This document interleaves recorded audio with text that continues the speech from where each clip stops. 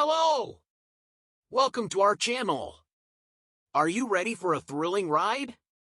Buckle up and get ready to uncover the mystery as we unveil the suspense in this story. This is just the beginning, so don't miss a moment and stay tuned for the full video. Let's go!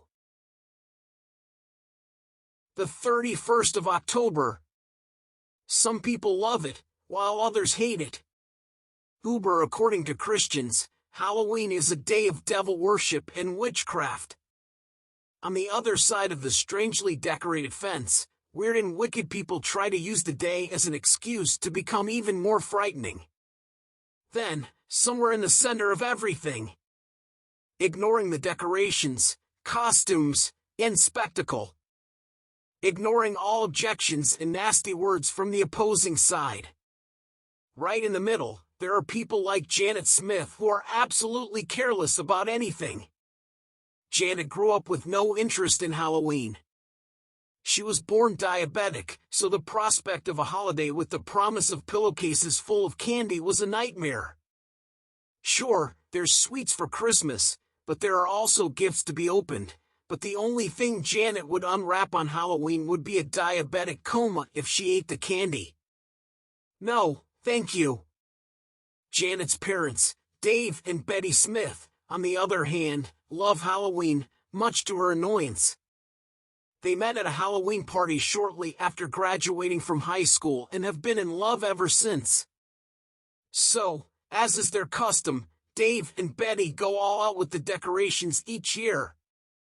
This year, they dressed like a zombie couple, along with a cemetery in their front yard. Dave spent hours digging actual 6-foot-deep holes for 2 open graves in the show, taking special care to ensure there was a guard around the area so no one fell in. Typical, Janet comes out of the door just as it's getting dark to discover Dave finishing off his graveyard. "Are you ever finished, Dad?" Janet says with a smile. Despite her disinterest in the situation, she likes witnessing how happy her father is. It's the one time of year when he can let his tie down and let his creative energies flow. "Have you ever seen me finished?" Dave responds with a smile. "Never." "Dad, you look fantastic. This year, you outdid yourself." Dave rises from his work on the grave and puffs out his chest with falsified pride. "You truly believe so?" he said, his chest puffed and his head wobbly. "Oh my God, Dad, you're such a bad guy. Could you kindly tell Mom that I'm leaving? She hasn't returned from the store yet, so I'm stopping for a quick slice of pizza before heading to the movies with Chloe and Emma." As is usual, the 3 girls miss Halloween in favor of seeing a frightening movie for the express purpose of being teens. "Hey, young girl, that's Mr. Bad Guy." Janet simply stares blankly at her father till he breaks. "Okay, I see your point. I'm a bad guy. But I'm a cute one, so that's all that matters, at least according to your mother." "Ah, you two are so cute. It's absolutely old and dirty, but it's lovely. My only wish for you, princess, is that you grow as old and ugly as we are." They laugh together and pull each other in for a hug. Beautiful moments like this are frequently taken for granted on a daily basis. By the time Janet walks to the Pizza Palace, it's fully dark. The theater is right next door, and Chloe has agreed to give her a ride home if it gets too late. Janet enters the restaurant and takes a seat. The Pizza Palace isn't that huge at all, certainly not for a restaurant called a palace. But their pies were so good that they quickly became Janet's preferred place. Luigi was the owner and seemed to be the only one who ever came to make the pies, so he and Janet became friends over time. "Look at her, my favorite young customer. Janet, how are you doing tonight? How's the family doing? I went past the other day, and it seems like old Dave outdid himself this year, huh? Are those 6-foot-deep holes I saw truly real?" Luigi was blown away. Yes, it took Dad hours to finish. But I'm happy for him since he and my mom are huge fans of this stuff. They get up to decorate as soon as they see the first orange-colored leaf. They laugh heartily together. So, what's your order for tonight?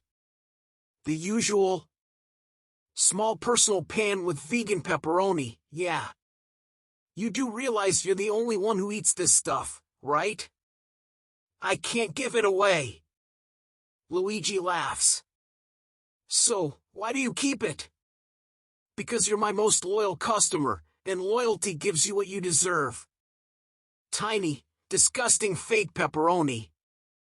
Janet and Luigi laugh heartily as he dashes off to cook her pizza. Janet is seated with her back to the kitchen. Because of its small size, the entire restaurant is within eyeshot from wherever. Luigi loved it that way, although earning enough business to warrant a larger site. He prefers the closeness of this one and refuses to relocate. Janet sits into her seat and begins scrolling through her social media accounts when she hears the door open and someone enter the restaurant wearing heavy work boots. She doesn't look up from her phone, but she can sense the man's presence as he walks in heavy-footed and seats himself at a table at the back of the room without saying anything. "How are you tonight, my friend?" "I'll be right there to take your order. The menu is on the table," Luigi shouts from the kitchen. The man remains silent. He takes the menu and ruffles it through. Janet isn't planning to turn around and look, but something compulsive forces her to do so, and when she does, she finds the man looking at her. Not saying anything, not moving. Just sitting silently, menacingly, but politely. Janet couldn't figure him out with the 2 seconds she gave him. She turns around to check again, only to find him still staring straight ahead at her. Hand folded perfectly on the table, not moving, not talking. Polite. Luigi eventually gets Janet's pizza into the oven and waddles up to the man at the table. "All right, my man, what do you want?" The man does not respond, at least vocally. He takes up the menu, swiftly flicks to the correct page, and points. Luigi understands entirely and nods confidently to the man with an aha smile on his face. The man folds up the menu and then shifts his focus back to Janet by continuing to look ahead. As Luigi finishes up and waddles back past Janet, she comes to a stop. "What's up with that guy?" says Luigi. "He's starting to freak me out." "Don't be concerned about him. He appears to be harmless. I believe he's deaf or deafened. However, it appeared to be enough." "Why, what's up?" "I'm not sure why I get this strange sense from him. I believe he's looking at me." Luigi turns around to examine the situation for himself. "I'm not sure, Janet. I believe he may be on the autism spectrum. I have a nephew who is similar to that. He's a good kid, but a little different. I wouldn't be too worried. Listen, if he begins bothering you, please come get me, okay? Your meal will be delivered shortly. Hold on tight. I'll be right back." "Thank you, Luigi. You're probably correct. I simply become paranoid." "Hey Janet," Luigi understands. "I see how males interact with young girls. You know I'd protect you like my own daughter. You're in good hands here." The conversation ends with Luigi heading to the kitchen to start the man's order and check on Janet's dish. Janet lowers her head and resumes scrolling through her social media to distract herself. After a few minutes, she's still browsing, her attention entirely focused on the phone. So much so that she nearly jumps out of her skin when her arm is touched as the man goes by her table on his way to the counter.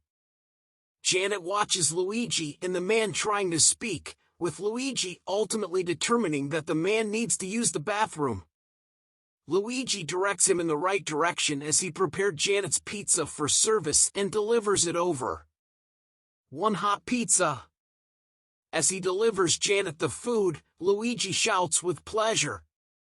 It was placed on the table in front of her. As usual, Luigi, everything looks fantastic. Have fun, Janet. Janet watches YouTube videos while eating her pizza, periodically looking up to see Luigi making the man's order and giving it to him after returning from the bathroom. Janet becomes more at ease with the passage of time. She's finally sat sideways in the booth, her feet up on the bench and her back against the wall, watching her phone in between bites of pizza. Her phone rang, and it was a message from Chloe. Her and Emma are almost to the theater, and Chloe says, "Be ready, biatch," with a wink. Janet clears her own table and notices, as she does so, that the man she was worried about before has left without incident.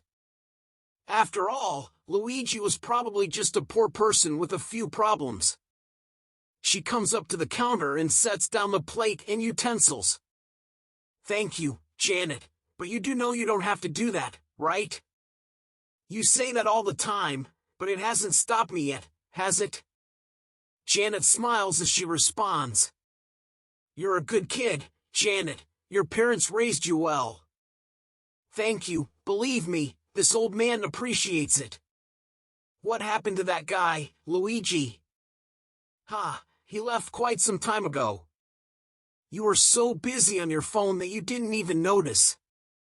"I told you he was safe." "He ate, paid for his meal, and even left a generous tip." "Oh, that's lovely." "I believe you were right, huh?" "It has to happen at some point," Luigi laughs. "Could you please do me a favor? Since you like cleaning my table so much, would you mind quickly taking the things from his table while I start the dishes?" "Of course, Luigi, whenever." Janet walks up to the table, where she notices the man has left a bag. It's a large black bag that appears to be rather full. Oh no, the poor guy is probably homeless. This was most likely his only possession, and it's now gone. Janet was upset. "Hey, Luigi, what should I do with this guy's suitcase that he left here?" Janet yells from her seat at the table. "What exactly is it?" "I'm not sure. Should I open it?" "I don't want to bother you." "I'm sorry." "Yeah, just a short look." "He did pay me, and I know he has a wallet, so maybe he has ID in there somewhere so we can find him." "Sure, let me see what I can come up with, that makes sense." Janet gently untied the top section of the large bag. With hesitation, she opens it up, exposing the hacked-up bodies of her father and mother. Janet's terror causes the bag to fall to the floor with a terrible squish. Janet's once clean tennis sneakers are covered in blood, pus, and membrane. Janet is completely shocked by the sight and lets out a blood-curdling scream. Only when Luigi comes over to check on her do they see the blood-soaked piece of paper that flowed out with the body simply reading, "See you soon." Thanks for watching. If you enjoyed this video, please give it a thumbs up and leave your thoughts in the comments below. We'd love to hear your ideas and suggestions for future videos. Don't forget to subscribe and turn on the notification bell to stay updated on our latest content. Thanks for being a part of our community. See you in the next one.